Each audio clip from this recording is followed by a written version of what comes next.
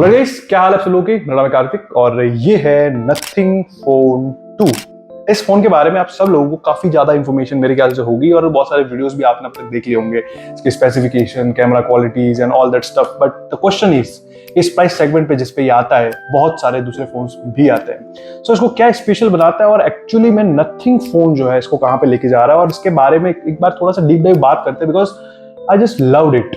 और जो कंसेप्ट लेके आ रहा है ये, और थोड़ा एप्पल वाली जो वाइब यहाँ पे हल्की हल्की निकल के आ रही है, उसके बारे में बात करने वाला हूँ। और एग्जैक्टली जो नॉर्मल लोग हैं उनको ये फोन बाय करना चाहिए या फिर नहीं करना चाहिए। सो बिकॉज मार्केट में बहुत सारे फोन्स हैं जो इसी प्राइस सेगमेंट पे आ रहे हैं, काफी अच्छे स्पेक्स के साथ में आ रहे हैं, अच्छे कैमरा मॉड्यूल्स के साथ में आ रहे हैं। नथिंग का इस प्राइस सेगमेंट पे कॉम्पिटिटर है वो वन प्लस है, और इसके साथ साथ में अब एप्पल भी हो चुका है। बिकॉज बड़ा रीजन ये है कि इन्होंने अपने फोन के प्राइस जो है बढ़ा दिए हैं, इसके साथ में इंप्रूवमेंट्स भी की है। लेकिन अगर मैं पर्टिकुलरली यहाँ पे डिजाइन के बारे में बात करूँ, पीछे की साइड पे वही एलईडी जोन्स बने हुए हैं जो नथिंग फोन 1 में थे। हल्का सा पीछे की साइड से फोन कर्वेचर में है, ग्लास थोड़ा और पीछे की साइड पे प्रीमियम लगता है, बिना कवर के फोन पकड़ने में थोड़ा सा और कंफर्टेबल लगता है। बिल्ड क्वालिटी की बात करूं, is nothing different, just same ही है। सबसे अच्छा फैक्टर जो इस फोन का मुझे पसंद आया वो है इसका सॉफ्टवेयर। अब इस चीज को मैं आगे लेके चलता हूं, पर डिजाइन वाले सेक्शन के अंदर इन्होंने जैसे कि एलईडी में है कुछ चेंजेस किए हैं।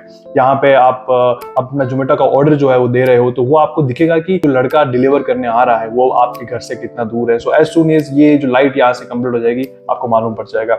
डिजाइन एस्पेक्ट में अगर इस फोन को देखा जाए तो एग्जैक्टली नथिंग फोन 1 जैसा ही दिखता है, ज्यादा कोई डिफरेंस इस फोन में उस फोन के कंपैरिजन में नहीं है।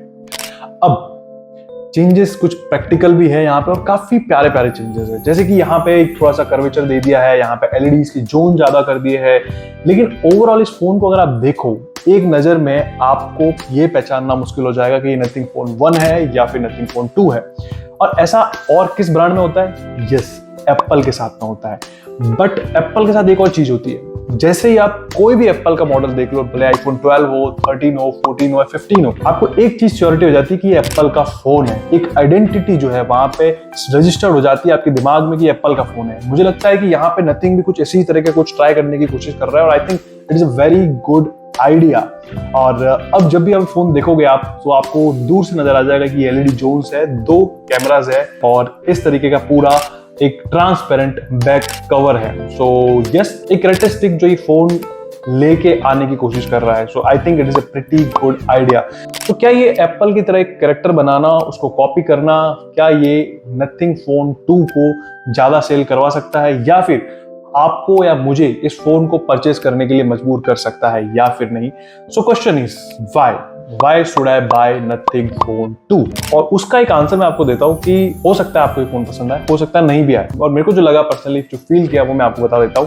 सबसे पहला इसका सॉफ्टवेयर, ये पर्टिकुलरली आप देखोगे काफी डार्क है और ज्यादा कुछ भी एक्स्ट्रा चीजें नहीं है, ब्लूटूथ तो है ही नहीं, और सब कुछ डार्क करके रखा है। और इसके पीछे नथिंग फोन 2 के फाउंडर का कहना है कि ये फोन आपको फोन की हैबिट से दूर रखेगा, सब कुछ ब्लैकआउट होकर देखेगा और कुछ भी कलरफुल नहीं है। As you can see here, आप किसी में भी चले जाओ, फॉर एग्जांपल मैं यहाँ से ये नोटिफिकेशन बार खोलता हूँ या फिर मैं सेटिंग में जाता हूँ, कुछ भी कलरफुल नहीं है। और जब किसी चीज से कलर्स कम कर दिए जाते हैं तो उसमें अट्रैक्शन कम हो जाता है, और वो चीज यहाँ पर भी होते हुए दिखाई देती है। और हो सकता है इससे बहुत सारी चीज लोगों को हेल्प हो इस पर्टिकुलर ओएस के साथ में। हालांकि इसको आप चेंज भी कर सकते हो। एंड दूसरी चीज इसमें दिया हुआ है इस प्राइस पॉइंट पे स्नैपड्रैगन 8 Gen 1। ये हाई एंड चिप है, लेकिन मार्केट में जो टॉप लेवल पे चिप चल रहे हैं वो नहीं है। हालांकि जो इसके स्कोर्स है वो ऑब्वियसली 8 Gen 1 प्लस के हिसाब से ही है, और परफॉर्मेंस वाइज कोई प्रॉब्लम नहीं आई मेरे को पर्टिकुलरली। यस, हल्के फुल्के 2-4 बग्स इधर उधर जरूर दिख सकते हैं, लेकिन ये सॉफ्टवेयर अपडेट के साथ में पूरी तरीके से ठीक हो सकता है। और सॉफ्टवेयर अपडेट के साथ में ये चीज सही हो सकती है। इसका कॉन्फिडेंस मुझे कहां से आता है? बेसिकली ये है कि बहुत सारी कंपनी साल भर में 70-80 मॉडल लॉन्च कर लेते हैं। इन्होंने एक साल में एक फोन लॉन्च किया, फिर नथिंग फोन 2 लॉन्च किया, यानी कि 2 साल में 2 फोन। तो लिटरली इनको एक ही फोन का, फॉर एग्जांपल नथिंग फोन 2 लेते हो तो उनको एक ही फोन का ध्यान रखना है, जिसके सॉफ्टवेयर बग्स है उनको क्लियर करना है, कोई प्रॉब्लम आ रही है तो उसको क्लियर करना है। तो चांसेस हाई है कि कुछ भी आपको दिक्कत आती है तो उसका सोल्यूशन बहुत जल्दी होगा। और उसी के साथ साथ में कुछ इंप्रूवमेंट्स करना चाहते हैं वो अपने सॉफ्टवेयर में, सो वो भी काफी जल्दी मिलने के चांसेस यहाँ पे होते हुए दिखाई देते हैं। इस प्राइस सेगमेंट पे जो ये प्रोसेसर आ रहा है, आई think it is a good processor. 8 Gen 1 plus stable processor, 888 से तो काफी स्टेबल है मेरे ख्याल से।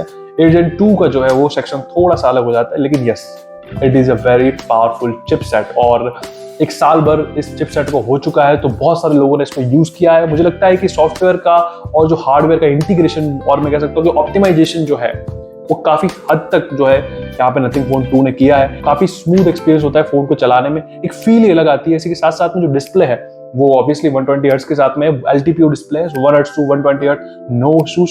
और इसी की वजह से स्टेबिलिटी भी दिखाई देती है, क्योंकि सॉफ्टवेयर और हार्डवेयर के अंदर एक प्रॉपर तालमेल जो है वो दिखाई देता है। और एक फैक्ट की बात बताऊं, अगर आप इस वीडियो को देख रहे हो और आपको लगता है कि इसका मालिक चाइनीज है और एक चाइनीज कंपनी है, तो नहीं, ये एक चाइनीज कंपनी नहीं है, ये एक लंदन बेस्ड कंपनी है। यस, नथिंग लंदन की कंपनी है। यस, उसके फाउंडर जो है वो OnePlus में CEO थे और इसी के साथ साथ में उन्होंने एक कंपनी खोली, वो चाइनीज भी है लेकिन ये लंदन बेस्ड कंपनी है। सो जो चाइनीज वाला टैग है थोड़ा सा इस पर हट जाता है, लेकिन नहीं भी हटता है बिकॉज इवेंचुअली पैसा तो है, जो भी है कहीं जाना है। बट या फैक्ट इज फैक्ट, ये एक्चुअली टेक्निकली देखने जाए तो चाइनीज कंपनी नहीं है, ये एक लंदन बेस्ड यूके की कंपनी है। सो यस, पीछे की साइड पे जो LED जोन है इसका नथिंग ने काफी अच्छे से ध्यान रखा है और कुछ चीजें इंप्लीमेंट की है। बाकी जितनी भी LEDs इस बैग पे लगी हुई है उसमें इतने ज्यादा LED जोन्स नहीं है, और मैं कहूंगा कि बहुत जो प्रिसाइजनेस है LED पास में नहीं लगी हुई, लेकिन जो ये वाला सेक्शन है यहाँ पे बहुत सारी LEDs लगी हुई है। सो इसको आप स्टडी करने के टाइम पे या फिर किसी चीज को आप एक्सेस करना चाहते हो तो उस टाइम पे, जैसे मैंने बताया कि जोमेटो और उबर के साथ में उन्होंने कोलैबोरेशन किया है, उसके साथ में टाइमर की तरह काम करता है, उसको आप पर्सनल लेवल पे भी एज अ टाइमर की तरह कैलकुलेट कर सकते हो। दूसरी चीज कि प्रोडक्टिविटी मशीन की तरफ जाने की कोशिश की जा रही है, और अच्छा कदम भी है कि मान लो कि आपका फोन साइलेंट है, आपने नथिंग फोन को साइलेंट रखा है और आप चाहते हो कि इस फोन पे सिर्फ और सिर्फ 2 लोगों के फोन्स आए, आप चाहते हो डिस्टर्ब ना होना, लेकिन कुछ इमरजेंसी कॉल्स होते हैं वो आपको उठानी भी होती है, तो आप चाहते हो कि मुझे तभी मालूम पड़े, तो उसको भी आप कस्टमाइज कर सकते हो इस फोन के अंदर। आप लिटरली आप चाहते हो कि आपके जो पापा है और आपकी जो मम्मी है उनका फोन आए तभी ये लाइट जो है ब्लिंक करे, अदरवाइज ना करे। तो ये चीज भी इसके अंदर मेंटेन हो सकती है, that is actually pretty good.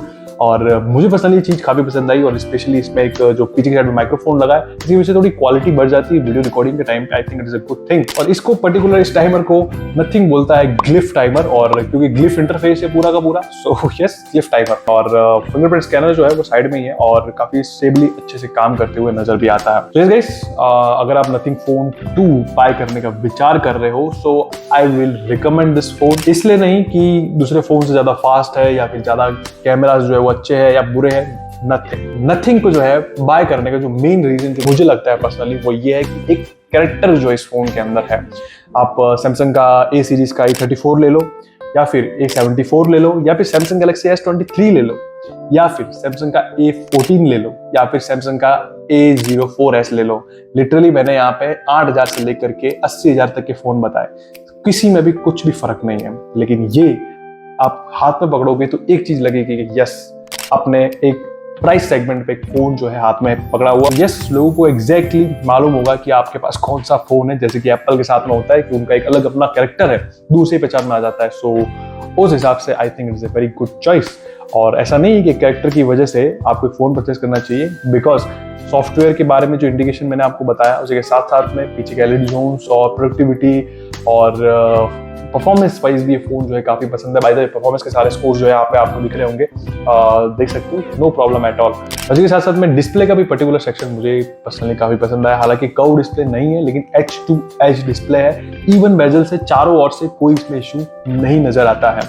Battery का मामला भी फोन ठीक है, बट एक चीज जो आपको नोटिस होगी, मेरे को भी हुई थी, बिकॉज ये डार्क इंटरफेस के साथ में आ रही है, सो आपको कभी कभी लग सकता है कि ब्राइटनेस तो इतनी ज्यादा नहीं है इस फोन की। सो यस, ये मेरे को भी फील होता है, लेकिन आप जैसे इसको ब्राइट साइड पे लेके जाओगे आपको फील होगी कि ब्राइटनेस जो है वो काफी अच्छे लेवल पे इसके अंदर है। एग्जैक्टली कितने निट्स पे है वो आपको, यस ये चीज यहाँ पे फील हो सकती है, मेरे को भी हुई। लेकिन यस, डिस्प्ले भी काफी ब्राइट है, LTPO डिस्प्ले और एमोलेड भी है। और इसी के साथ में कैमरा सेक्शन की भी बात करूँ, so I think there is no issue in that. और 2 कैमराज है हालांकि, लेकिन अच्छे से काम करते हैं, नॉट द फ्लैगशिप लेवल, लेकिन इस प्राइस पॉइंट पे जितने भी फोन्स आ रहे हैं उनको काफी अच्छी टक्कर देते हुए नजर आएगा ये phone. Guys, so I hope ये वीडियो आपको इंफॉर्मेटिव लगा हो, आपके बाइंग डिसीजन में कहीं ना कहीं मैंने हेल्प करी हो। और इसी के साथ साथ में गुड बाय। और अभी तक आपने चैनल को सब्सक्राइब नहीं किया गाइस, तो प्लीज कंसिडर डू सब्सक्राइब, और अभी जाओ नीचे बेल आइकन दबाओ और मजे करो। बाय।